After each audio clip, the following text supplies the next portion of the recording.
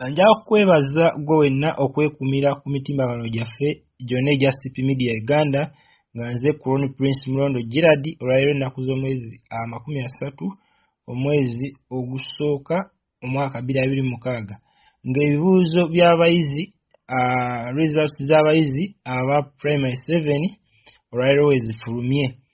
Nkuleetedde omu ku badirector abatandisi b'amasomero mu Kyengera Town Council nga ye Kansala Tomusange Ssebugwawo ate ng'era avuganya ku kifo kya LCC Kansala Nabazza Kyengera Town Council. Bano nno mu ssomero lino erya Midland Junior School Kyengera Nabazza bakikubidde wala nga ku bayizi be baatuuza omwenda bakomyewo nga 7 bakoze first grade oba eddaala erisooka nga abayizi 2 bokka be bayitidde mu ddaala eryokubiri. Kino nno tekisangikasangika era director tumutuuseeko n'atunyumiza ku nsonga bakikoze batya okubeera nti mu myaka 2 nga bakatandikawo essomero basobodde okutuuza ekibiina ekyomusanvu omulundi ogusooka era ne bafuna first grade zaabwe 7. Katubifune byonna mu tukozesezza ekyo twasooka ne tuba ne teamwork okukolera ewamu abasomesa bonna ne bakkiriza nti bazze kusomesa baana. Ekyokubiri twafuna abasomesa abakola ekyo kye basoma. Osanga omusomesa nga yandibadde oba oliawo yasoma gwa kulunda nti kuba kibooko ayiro gy'omuteeka mu baana.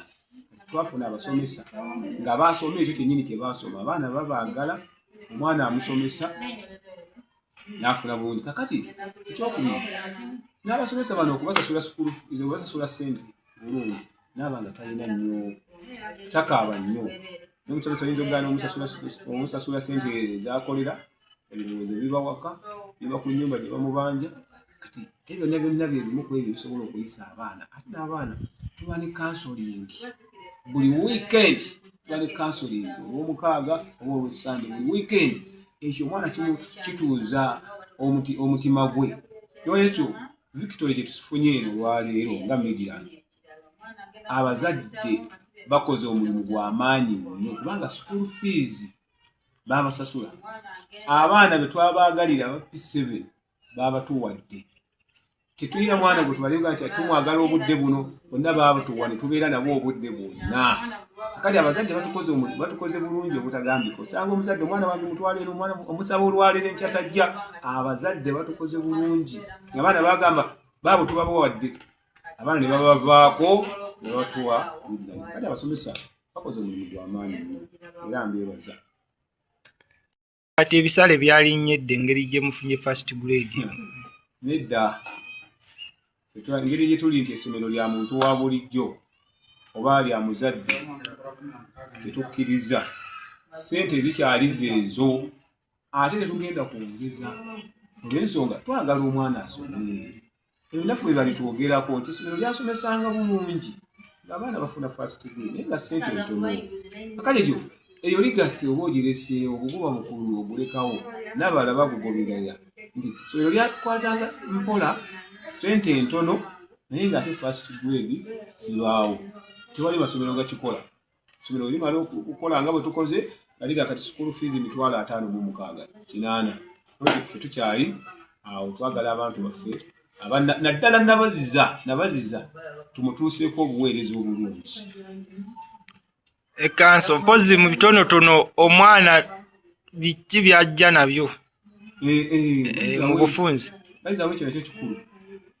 Abazadde twakkiriza nga ffe nti tukwatagane n'abazadde. Muzadde tumuyambeko ng'essomero, ali n'omuzadde abeeko kyayamba.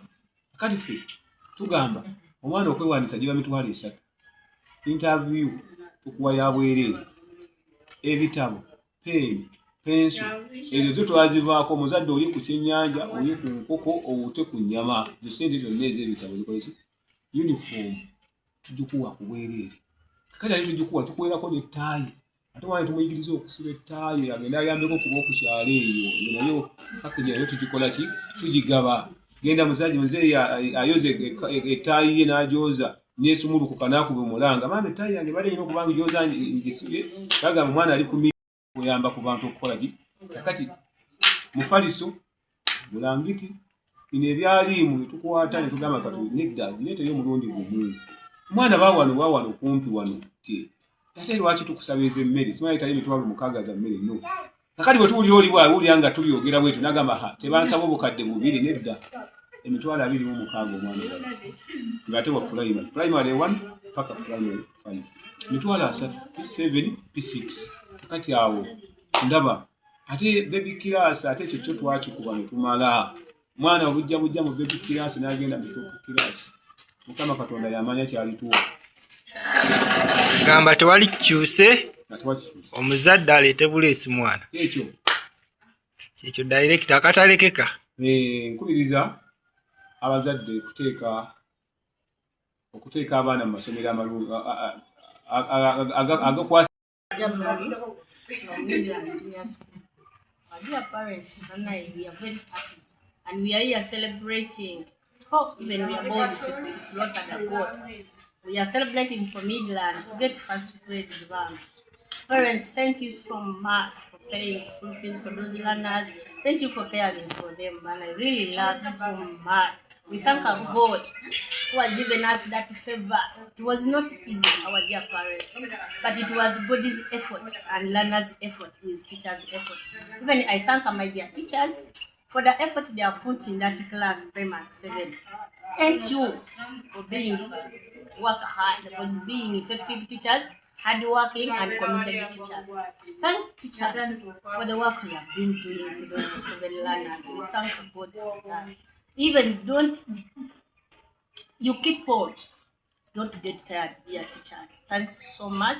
Teachers of Midland Junior School, we love you so much. Our dear colleagues, Madam Basa, our dear director, all the teachers of Midland Junior School. Our dear director, thank you for the support you have put in your class, primary 7. You have been a good, resourceful director. Thanks so much, our dear director, and keep on. Don't stop. So, madam, which word did you want to